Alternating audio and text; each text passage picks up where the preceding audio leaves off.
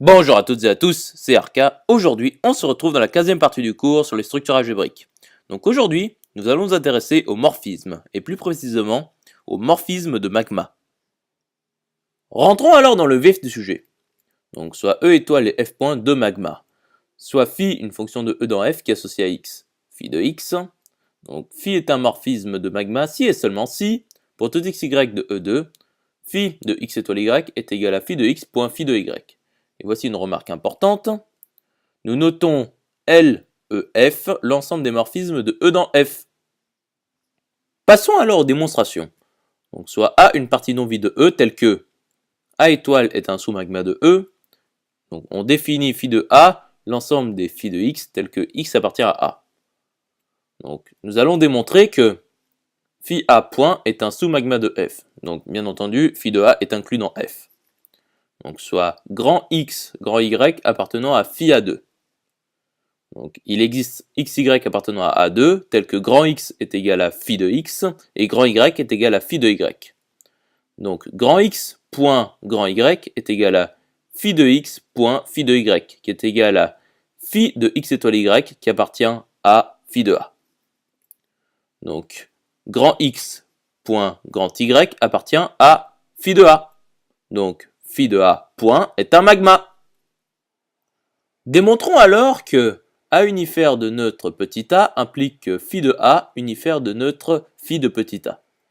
Donc soit petit a l'élément neutre de grand A. Donc, soit X appartenant à E. Donc X étoile petit a est égal à petit a étoile X qui est égal à X. Donc soit grand X appartenant à phi de A. Donc il existe un X appartenant à A tel que grand X est égal à phi de X. Donc grand X point phi de petit a est égal à phi de X point phi de petit a. Ce qui est égal à phi de X étoile petit a, ce qui est égal à phi de X, ce qui est égal à grand X. Et n'oublions pas de préciser que dans l'autre sens, nous obtenons le même résultat. Donc, phi de petit a point phi de X, c'est-à-dire phi de petit a point X est égal à grand X. Et le neutre d'un magma unifère est unique. Donc, phi de A point est unifère de neutre phi de petit a. Voyons maintenant une troisième démonstration. Donc, soit A une partie non vide de F telle que A point soit un magma. Donc, soit phi moins 1 de A l'image réciproque de A par phi. Donc, autrement dit, phi moins 1 de A est égal à l'ensemble des éléments X appartenant à E tels que phi de X appartient à A. Donc, nous allons démontrer que phi-1 A étoile est un sous-magma de E étoile. Donc, phi-1 A est inclus dans E. Soit XY appartenant à phi-1 de A, 2. Donc, phi de X appartient à A. Et phi de Y appartient à A également. Donc, phi de X point phi de Y appartient à A. C'est-à-dire, phi de X étoile Y appartient à A.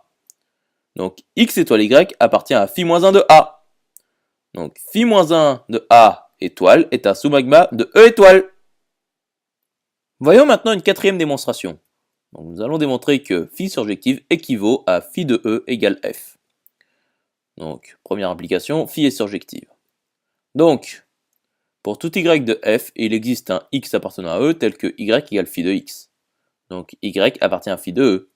Donc, finalement, F égale à phi de E. Voyons maintenant l'implication réciproque. Donc, F égale phi de E. Donc, soit y appartenant à F, ce qui est égal à phi de E. Donc, il existe un x appartenant à E tel que y égale phi de x. Donc, phi est surjective. Donc, nous pouvons faire une remarque qui est très intéressante, qui est phi de E se note également IM de phi.